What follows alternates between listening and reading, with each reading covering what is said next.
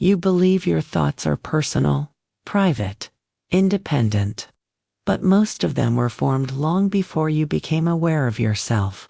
The brain absorbs patterns through repetition, voices, reactions, behaviors, and after enough exposure, conditioning starts sounding like identity. As a child, your nervous system learned what was safe, not what was true. If approval brought connection, your brain adapted to approval. If silence avoided conflict, silence became survival. And years later, you call these reactions personality, without realizing they were once protection mechanisms. The subconscious mind does not care about freedom. It cares about familiarity. That's why people repeat emotional patterns they consciously hate.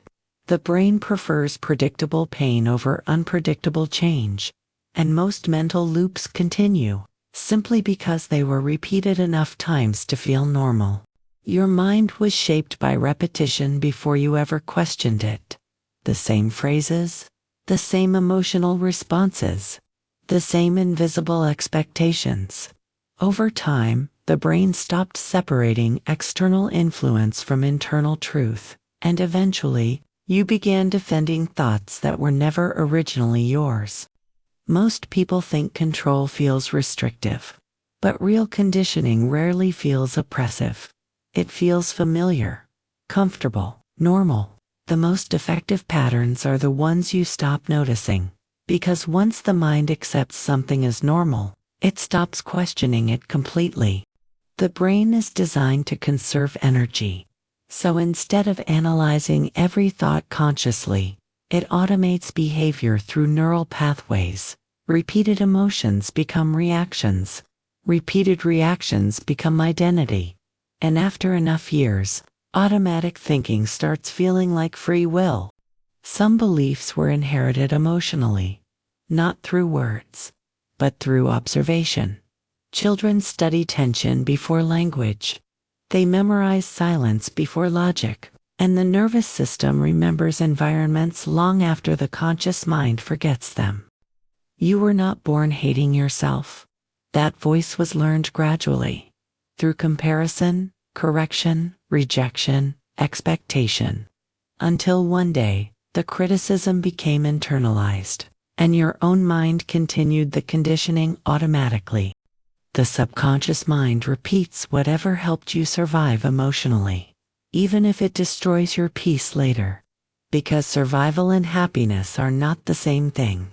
And many people spend years protecting patterns that were only created to avoid pain. Familiarity creates trust inside the brain. This is why toxic cycles often feel strangely comfortable. The nervous system chooses what it recognizes, not always what is healthy. And most people mistake emotional familiarity for destiny. Every environment leaves psychological fingerprints. The people around you shaped the rhythm of your thinking, your reactions, your expectations, even your inner dialogue. And if you never stop to examine those patterns, you continue living inside someone else's programming. Thoughts repeated with emotion become stronger inside the brain. Fear accelerates learning. Shame reinforces memory. Repetition strengthens neural connections, which means the mind often prioritizes emotionally charged patterns, even when they are destructive. The brain predicts reality before you consciously experience it. It constantly searches for familiar emotional outcomes. That is why people unconsciously recreate the same relationships, the same fears, the same disappointments. The mind prefers a known pattern over an unknown future. Conditioning becomes dangerous when it disguises itself as personality. I'm just like this. This is who I am. But many identities are simply repeated adaptations, and what feels permanent may only be a survival strategy practiced for too long. Silence is one of the strongest forms of conditioning, because what is never discussed still shapes behavior. Unspoken tension teaches the body to stay alert. Unspoken fear teaches the mind to shrink itself, and eventually, silence itself becomes instruction. Most conditioning does not happen dramatically. It happens quietly. Through repetition so subtle, you stop noticing it completely. A reaction repeated for years becomes instinct. A fear repeated for years becomes identity. And eventually, the mind stops asking where the pattern began. Your brain is constantly filtering reality. Not objectively, but predictively. It searches for evidence that confirms what it already expects to be true. So if you were conditioned to expect rejection, your mind will unconsciously notice rejection first. The nervous system remembers emotional environments more than exact events. This is why certain tones of voice, certain expressions, certain silences can trigger reactions that feel irrational. The body reacts before the conscious mind fully understands why. Not every thought enters your mind by choice. Some arrive through exposure, culture, family systems, social repetition, and after hearing something enough times, the brain stops treating it like information. It starts treating it like truth. Many people believe awareness automatically creates freedom, but awareness alone changes nothing, because the body still follows familiar emotional pathways, and until repetition changes, the nervous system continues returning to the same internal reality. The subconscious mind is always searching for efficiency. It builds shortcuts through repeated emotional experiences. That is why certain reactions happen instantly, without thought, without analysis. The brain learned the pattern once and decided to automate it forever. You can inherit emotional patterns without inheriting memories. Anxiety, hypervigilance, emotional suppression. Sometimes people carry entire nervous system responses without fully understanding where they originally came from. The mind confuses repetition with truth. If an idea is repeated long enough, it begins feeling unquestionable, even when it creates suffering, because familiarity lowers resistance, and the brain trusts what it hears repeatedly. Most people are not consciously choosing their reactions. They are reliving conditioned responses in real time. The body reacts first. The mind explains it afterward. And this illusion of control keeps the pattern alive. The most powerful conditioning is invisible.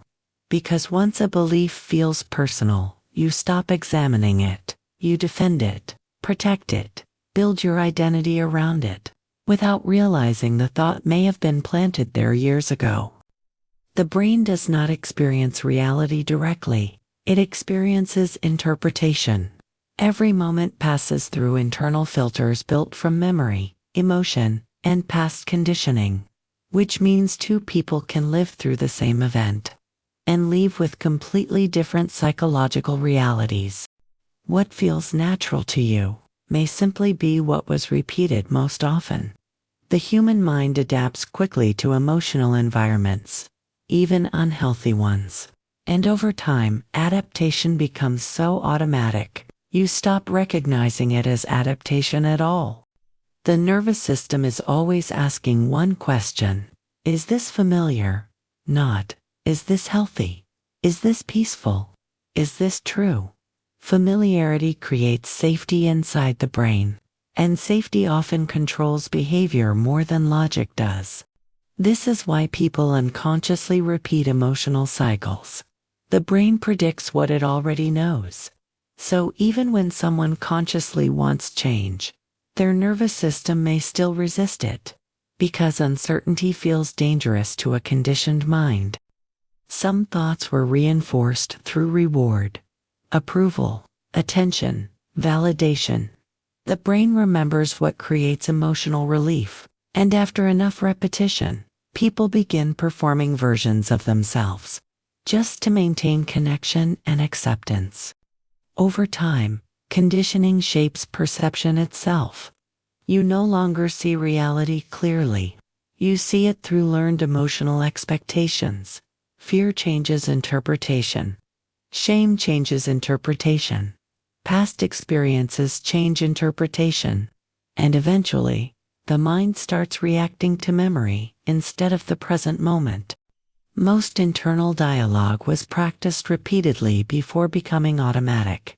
The voice in your head did not appear randomly. It was built sentence by sentence, reaction by reaction, experience by experience, until repetition transformed it into identity. The subconscious mind values predictability more than possibility, because possibility contains uncertainty, and uncertainty forces the brain to leave familiar emotional territory. That is why transformation often feels uncomfortable, even when it is necessary. Conditioning survives through unconscious repetition.